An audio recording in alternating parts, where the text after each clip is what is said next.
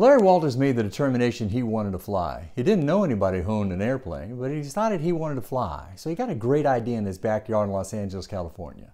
He got an aluminum lawn chair, he got a seat belt, he got 2 6-packs of beer, 2 peanut butter and jelly sandwiches, a BB gun, a CB radio, and 45 helium balloons. He sits down in his aluminum lawn chair, he starts inflating the balloons. Now, what was the objective? To go 100, 200, 300 feet in the air? That was the objective, but not Larry. He went 11,000 feet above Los Angeles International Airport. In fact, the dude shut it down for 6 hours, which is illegal to do. I'll get in that in a moment. But can you imagine the Delta pilot says, "You're not going to believe it. We got a guy for 11,000 feet in an aluminum lawn chair." They said, "In the airplane?" He said, "No, this fool's outside." They said, "What's he doing?" He says, "He's talking to me on a CB radio. In fact, I think he just popped a beer." Imagine being 11,000 feet above LAX going, "How you doing, Delta? Good to be here, United." "Well, hey, Southwest." Now, what was the BB gun for? Shoot the balloons. The guy goes 11,000 feet above LAX, drinks a couple of 6-packs, takes out his BB gun, shoots the balloons, and lands safely. Now, this is a true story. Now, it's illegal to do that, so the police were there. They arrested him. But the media was there, and they said, "You can't arrest him. This is neat stuff." So they unarrested him. They took him into the press conference. They said, "What in the world were you doing?" He said, "I wanted to fly." "Glad you did?" "Absolutely." "Gonna do it again?" He said, "Are you nuts? I just about killed myself." Why did I tell you the story? He was determined to fly, folks, and you've got to be determined to constantly improve all aspects of what you do. And that's what we're going to be talking about today. Now, the first question that I like to ask you, which gets everybody on the same page, is really simply this. How many of y'all want to make more money and be more successful? I mean, everybody's going to be raising their hand and saying, "Yeah, you've got my undivided attention." Well, that's what we're going to be talking about. How can you be more successful? How can you make more money? So when you look at what I'm going to be sharing with you, what I want to be talking about is why the need for commitment, follow the process, change, focus, discipline, better communication, and more importantly, why the need for continuous improvement. How do we take it to the next level? So when you ask the question, how do the best get better? I mean, first of all, qualify what is the best? I mean, is it extraordinary, excellent, splendid, tremendous, sensational, fabulous, terrific, spectacular? What actually is the best? When I was preparing for the program, I tried to think of some people that I had encountered in my business life who were really good at what they did. And one person that immediately came to my mind was my FedEx driver. My office is in my home, and I have a client who for over a 10-year period of time sent me a package every Saturday morning. I mean, some days it had just one sheet of paper in it. I mean, I told him, "Why don't you fax it to me? Why don't you email me to it?" But no. They're going to send me that package, and FedEx was delighted. So I got to know my FedEx driver pretty good. And all of a sudden I get a phone call from FedEx. They want me to do a speaking engagement for them. And I'm going, I'm going to have some fun with this. About 4 weeks out from the program, I decided I'm going to do some things with my driver. And what I decided to do, well, when he delivered my package, he always brought me my paper every time. I never asked him to bring my paper, but he always did. So I said, "Okay, let's have some fun." So 3 weeks out before the program, I go out there and I hide the paper. I don't hide it hard. I just kind of hide it a little bit. And he gets out of the truck and he's walking around, and I'm looking out my office going, "How's this going to do?" And he finds it. No big deal. And he brings me the paper. Fine, we're good. And the next week, I hide it better, a whole lot better, all right? And he gets out of that truck and he's walking around, "Where the heck is the paper?" And then, he finally finds it and we're good to go. The third week, I almost buried the puppy. I mean, he gets out of that truck and he's looking everywhere, but he finally finds the paper and he brings it up. And as he's walking up to my door, I open the door and he looks at me and he says, "You've been hiding it." And I said, "Absolutely, Steve." He said, "Why?" I said, "Because next week, I'm talking to your organization about you. 2,500 executives in Las Vegas of FedEx, and I'm going to be talking to them about you, how you go above and beyond the call of duty. I never asked you to get my paper, but you did it every time. And when I hit it and hit it better and hit it really good, you still found it." That's what you are all about.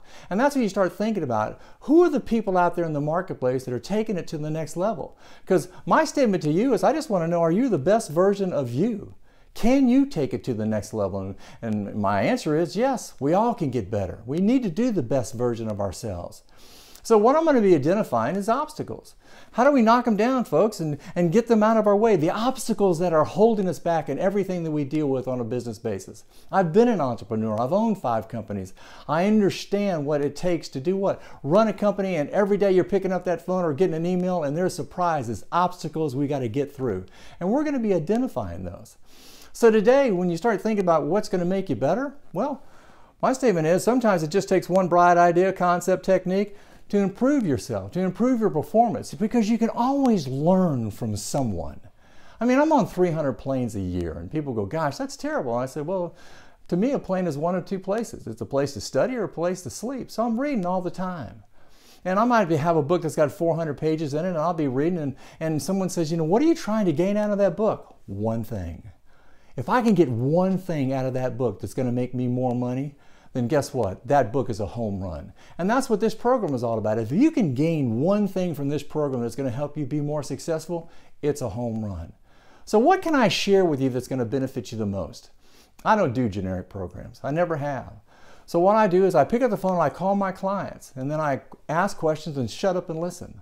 I learned a long time ago, I can't learn anything when my voice is engaged. And so that's exactly what I've done in my career.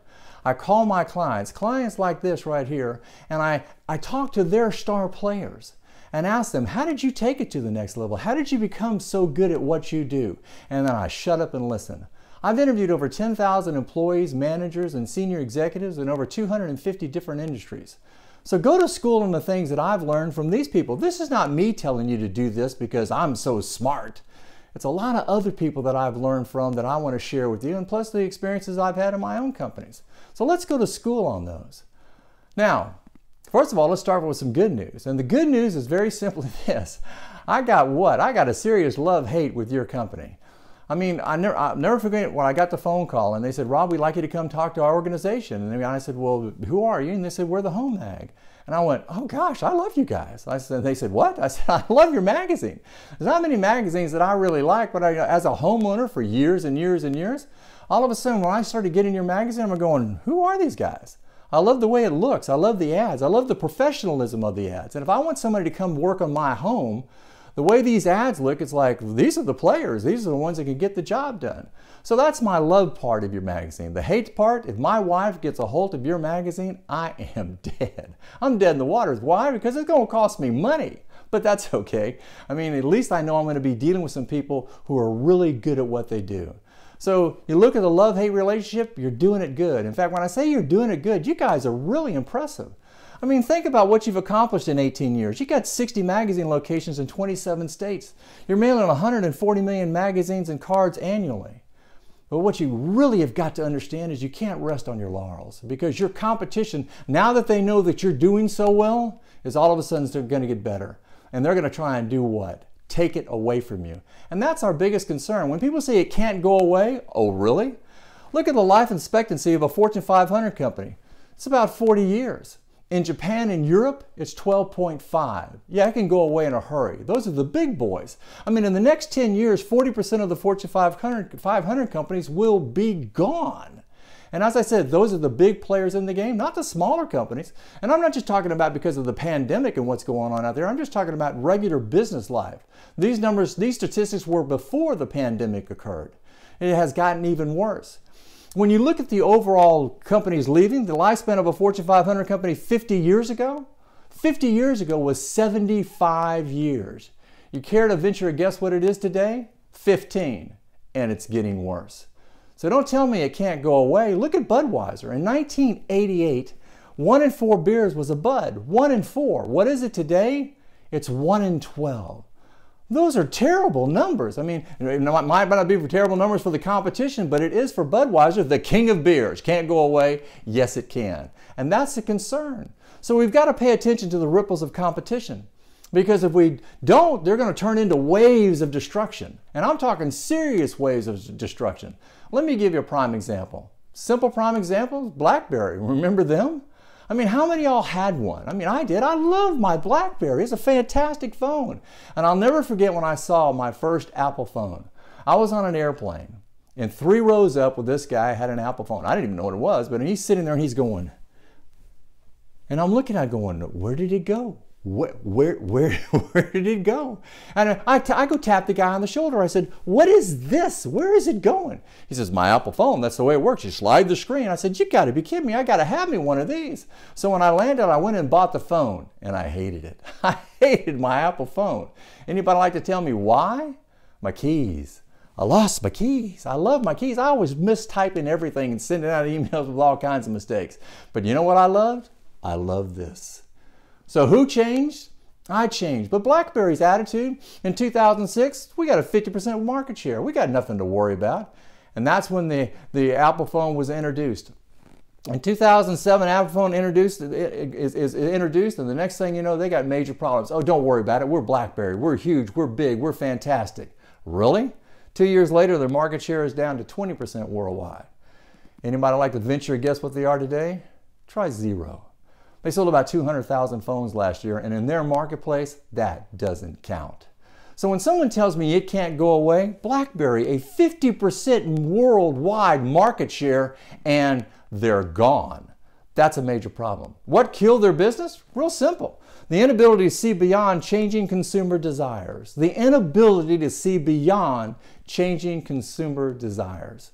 So when someone asks me, how do the best get better? They meet the needs of their customers. The day that you forget you're in business for the customer is the day that you start going out of business. And that's a problem. So when you think about how you're taking it to the next level, well, guess what? You guys got the formula. You've been doing it for 18 years. You got, your 60 locations are in 27 states. You know the relationship. You know it's about quality. You know it's about above and beyond. You understand that it's make it personal, make it work, and make it awesome. But are you doing that? Because my statement to you is there's some people that are watching this video right now that are doing a lot better job than others. Why?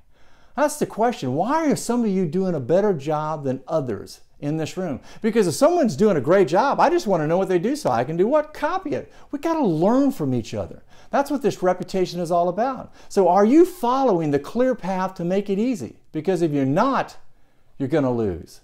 So when you think about taking it to the next level, success is all about what? Being easy to do business with. Are you?